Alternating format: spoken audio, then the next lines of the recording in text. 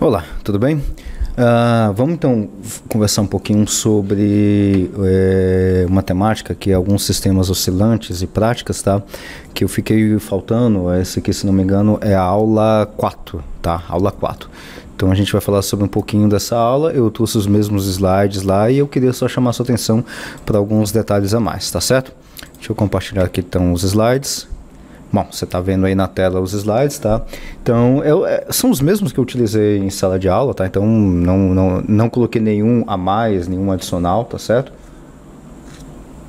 Então, a gente vai tratar desses alguns sistemas oscilantes, até para ficar gravado, para você poder revisar, tá? Bom, então, qual que é a ideia? A ideia é o seguinte, você tem um corpo que está em uma mola vertical, tá? E uma mola, como a gente já viu em sala de aula, ela se comporta como um sistema oscilante, tá? Um sistema oscilatório, tá? Então, quando você coloca uma massa, você coloca ela na vertical, o que você tem com isso, né? O que você tem com isso são forças, aliás, uma força só, que é a força-peso da massa. Claro que eu estou desconsiderando aqui a massa da mola, tá? Então, a gente está colocando uma mola ideal, tá? Então, a gente está desconsiderando a massa da mola e tudo mais, tá? Então, quando eu coloco a massa na mola, inicialmente ela está numa posição, a mola está numa posição, que é a posição, vamos dizer assim, de mola frouxa, né? Posição inicial, tá? Que é justamente essa posição aqui. Depois, quando eu coloco uma massa, uma massa de massa M, né? Legal, né? Um corpo de massa M. Eu vou ter aqui, no caso, então, a força-peso puxando para baixo, no sentido negativo do eixo Y, ou no sentido positivo, tá? Depende do sistema de coordenadas que você está colocando aqui. Então, tem uma força de resistência, né? Uma força que é justamente a força da mola puxando para cima, tá certo? Essas duas são iguais. E aqui eu tenho um pequeno deslocamento. E esse deslocamento aqui vai ser justamente a força-peso sobre o K, que é a constante da mola, tá? Que essa aqui você tem uma distensão. Então, você tem a força da mola é igual a mg. Então, quando você faz as continhas aqui do somatório das forças, tá? Então, você vai ter menos KY para cima, mais mg para baixo. Então, o sistema de coordenadas está para baixo, tá certo? E aí, quando eu faço isso, resolvendo a continha, eu vou ter justamente isso aqui, tá? O y0, que é a posição inicial, tá? Então, ele vai sempre oscilar em torno dessa posição y igual a y menos y0, tá? Então, sempre ele vai puxar para cá, depois voltar, vai ficar assim nessa forma oscilatória, tá? Então, aqui tem as equações, tá? São as equações que a gente modela isso, tá? Então, aqui eu vou ter o sistema apenas no eixo y, tá? Então, você pode colocar y ou não. Então, aqui é a forma que a gente está colocando, tá? Então, menos KY mais MG, né? Menos KY para cima, menos MG para baixo, tá? De novo, aqui são forças contrárias, tá? Depende muito da forma que você está colocando o seu sistema de coordenadas, tá? Aqui eu estou colocando o sistema de coordenadas positivo para baixo, tá certo? Então, aqui, ó, positivo para baixo, tá? Só para facilitar as contas, tá? Então, eu vou substituir aqui o valor de y' é igual a y menos y0, tá? O y' é igual a justamente y, que é o total, menos y0. Então, vai dar justamente só esse pedaço aqui, tá certo? E o y0 é mg sobre k, tá certo? mg sobre k. E aí, então, agora eu pego aqui, substituo, começo a fazer umas brincadeiras, tal, começo a fazer uma manipulação de contas, tá? Então, aqui tem y, isola aí para o outro lado, vai dar... E aí eu já puxo aqui para o outro lado, ky, e aí eu começo já a mexer com essas equações, tá certo? E aí, no final das contas, eu puxo aqui a segunda lei de Newton, né? Força igual a massa vezes aceleração, né? E aí eu começo a rearranjar a equação, tá? Aqui é só uma brincadeira de ficar rearranjando as equações para que eu tenha uma coisa mais limpa, que seria isso aqui, tá? Derivada segunda do y sobre dt ao quadrado, que é justamente a questão da força, é igual a menos k sobre m y0, que é exatamente a mesma equação que a gente já conhecia, que de ax é igual a menos k sobre mx, tá? Que é aquela equação da aceleração que a gente já tinha visto em aulas anteriores, tá? Ou essa outra aqui que também já é conhecida, que a gente já tinha visto na aula anterior, tá? Trocando x por y, tá? E ela esse tipo de equação, ela tem solução aqui dentro dessa equação. E essa questão de solução é justamente o seguinte: se eu substituir essa equação aqui dentro, no caso aqui em y, né, porque eu estou trabalhando com y', tá? Então isso aqui é a solução dessa equação, tá? Então faz o seguinte, e aí fica como exercício. É claro que a gente não está fazendo isso em sala de aula, tá? Porque aí é um pouquinho mais matemático. Na realidade não é nem tanto matemático, tá? Dá um pouquinho mais de trabalho manual, tá? O que é y? A cosseno de ômega t mais delta. Então o que você faz aqui? Deriva isso aqui duas vezes, tá? Quando você derivar isso aqui duas vezes e colocar aqui, tá? Essa equação aqui vai ser a solução dessa equação, onde o ômega vai ser, e aí você substitui o ômega, tá? O valor de ômega você substitui por esse valor aqui. Ou seja, se eu derivar isso aqui duas vezes, fazendo substituição e tudo mais, aqui eu estou substituindo o y, né? Derivando duas vezes com esse lado de cá, e o lado de cá eu vou substituir esse y' por esse valor aqui também. E aí você vai ver que os dois valores, ou as equações, elas vão ser iguais. Isso é o que nós chamamos dentro de equações diferenciais de solução, ou seja, isso aqui acaba sendo uma solução desse tipo de equação, tá? É isso que a gente chama em equações diferenciais ordinárias, tá? Essa aqui é uma ordinária de de grau 2, tá? Então tem outras equações diferenciais. Aqui é equações diferenciais ordinárias, tá? Porque a derivada é uma derivada total. Se eu tivesse aqui uma derivada parcial em relação a x, a y, né? Então a gente teria uma equação diferencial parcial. Já ouvi falar de EDO, equação diferencial ordinária? Então é essa aqui. Ou EDP, equação diferencial parcial. Não é o caso aqui, mas a ideia é bem semelhante, tá? Só uma curiosidade a mais, tá? Bom, aí a gente também trabalhou com essa questão de um corpo numa mola vertical, né? A gente trabalhou com essa questão de quem é quem, o seu papel original, onde é que está o ponto original e tudo mais, tá?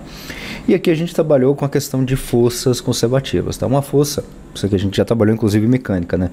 Uma força, ela é considerada conservativa se o trabalho que ela realiza é independente do caminho, tá? Inclusive isso é um dos teoremas muito interessantes, muito fundamental, e a gente vai ver um teorema desse tipo lá em eletromagnetismo, tá? Então uma força ela é conservada se o trabalho que ela realiza é independente do caminho que ela tomar, tá? Lembra da força atrito? Ela não é conservativa, né? Porque ela acaba sendo, na realidade, ela é uma força dissipativa, tá? Força da mola e força gravitacional são forças conservativas. A soma dessas forças também é conservativa, tá? E aí eu posso justamente trabalhar com questão de energia, tá? A energia associada à soma dessas forças, tanto da mola quanto a gravitacional, e eu vou trabalhar justamente desse jeito aqui, tá? Eu vou trabalhar com o negativo da integral desse valor aqui. Integral você já sabe, tudo mais. Quando eu for resolver essa integral aqui, eu chego nesse valor mais uma constante. Que constante é essa, tá? É a constante de integração. O zero, que eu posso colocar C, pode colocar K, pode colocar qualquer uma. Mas aqui, como é uma constante, eu sei que o valor dessa constante que aparece aqui é de uma constante de uma energia inicial. E aí eu calculo qual que é essa energia inicial, tá? Por isso que eu coloco o zero, tá? Essa é uma forma de fazer. Outra coisa que a gente trabalhou também bastante é a questão de um pêndulo simples, né? A oscilação de um pêndulo simples, né? A gente já viu pêndulo e tudo mais, então você tem tração, você tem um ângulo e tudo mais. A gente já trabalhou com ele, tá? Mas aí tem uma forma da gente poder trabalhar com pêndulo no caso de um sistema oscilatório, tá? Eu trabalho desse formato aqui, tá? E aqui tem um detalhe, tá? Aqui é para ângulos pequenos, tá? Eu não destaquei isso exatamente, tá? Mas que ângulos pequenos são esses, tá? Onde eu posso fazer esse tipo de aproximação, ou seja, o seno do ângulo, ele é igual ao próprio ângulo, tá?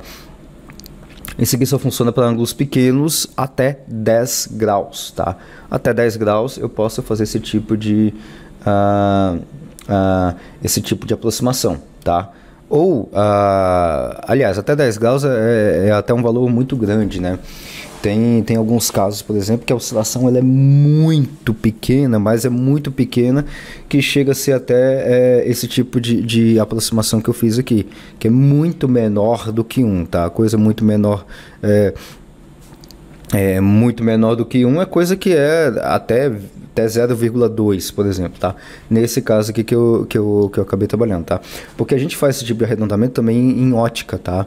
A gente faz essa aproximação seno de φ para ângulos muito pequenos, até 5, até 10 graus já é muita coisa, mas dá para fazer esse tipo de aproximação, tá? Mas lá em ótica, tá? Lá em ótica a gente faz esse tipo de coisa.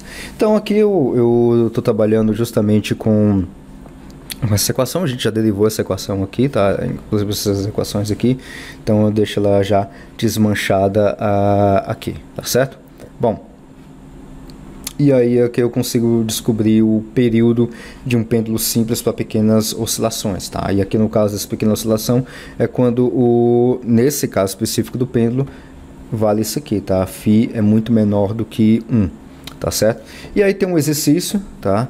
O exercício, aliás, um exemplo, né? O exemplo 14-2, tá? É o exemplo que a gente está trabalhando aqui. A gente já trabalhou ele em sala de aula, tá? Então eu vou puxar aqui, eu vou passar um pouquinho mais rápido aqui para ver se tem mais algum detalhe que eu não mencionei em sala de aula, algum complemento, alguma coisa, tá? Então você tem um corpo que oscila nessa frequência, 8 radianos por segundo. Chamar a sua atenção novamente que a gente trabalha com radianos, tá? A gente não trabalha com graus, tá? Só lembrar desse pequeno grande detalhe, tá?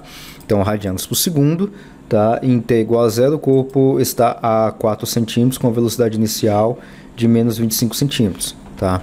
Então, essa aqui é a posição inicial dele. Determine a amplitude e a constante de fase do movimento e escreva x como função do tempo, tá? Então, a situação, eu sempre gosto de colocar esses pontinhos aí, essa questão da situação, tá? A situação é o seguinte: a posição e a velocidade iniciais nos dão duas equações que nos permitem calcular determinar a amplitude e a constante de fase, o delta, tá? Bom, então vamos lá. Na primeira, então, a primeira é o que? Determinar a amplitude e a constante de fase de movimento, tá? Então, nossa tradicional equação, A cosseno de ômega t mais delta, derivando isso aqui, né? Você já sabe derivar. Isso aqui, derivada do seno é menos cosseno, então vai aparecer um menos aqui. A derivada do cosseno é menos seno, né? Então vai aparecer um menos, o seno do lado de cá, vai ter o A aqui, e da derivada dessa interna aqui, isso aqui sai, isso aqui é zero, e sai um ômega para cá. Então ficou menos ômega A seno de ômega t mais delta. Então isso aqui é a velocidade. Posição inicial significa o quê? Significa que é justamente a posição onde ele vai estar inicialmente no tempo igual a zero, tá? Colocou t igual a zero aqui, isso aqui zerou, ficou só A cosseno de delta. Velocidade inicial no tempo inicial, tá? No tempo t igual a zero, colocou aqui zero, isso aqui zerou, ficou somente isso, em t igual a zero, tá certo? Então eu tenho duas equações como é que dá para fazer aqui? Duas equações, acho que dá para puxar uma pela outra, dividir uma pela outra, né? Então na hora que eu faço isso aqui, seno sobre cosseno já sai uma tangente, aqui eu já cortei os A's, já fico com delta aqui, tá? E aí eu consigo justamente calcular qual é o valor desse deltazinho aqui, tá? Que vai ser o arco tangente. Lembra-se que é arco tangente, tá? Não é inverso da tangente, tá? Aliás, a gente escreve inverso da tangente assim, mas esse aqui na verdade é o digitado na calculadora, é o arco tangente, tá certo? Bom, pequenas amplitudes então basta substituir o A aqui no valor que é de 4 centímetros, cosseno de delta, esse valor, pronto, já achei o A, tá certo? Então eu posso usar essa equação aqui, por exemplo, tá? Posso usar qualquer uma, tá? Mas usando essa aqui, cosseno de delta tem aqui, x0 é 4, né? Então só sobrou o A, pronto, morreu o A, esse aqui. O B, escreva x como função do tempo, eu só preciso do A, preciso do ômega, que já é dado, preciso do delta, pronto, já direto, matou a questão, tá? Essa aqui foi a 14.2, tá certo? Então, era essa a aula que a gente teve, que foi a aula 4, se não me engano foi a aula 4, tá? Então a gente já matou ela aqui, e aí eu vou gravar outros próximos vídeos, chamar a sua atenção para alguns detalhes, alguns pontos, tá certo? Então, até a próxima.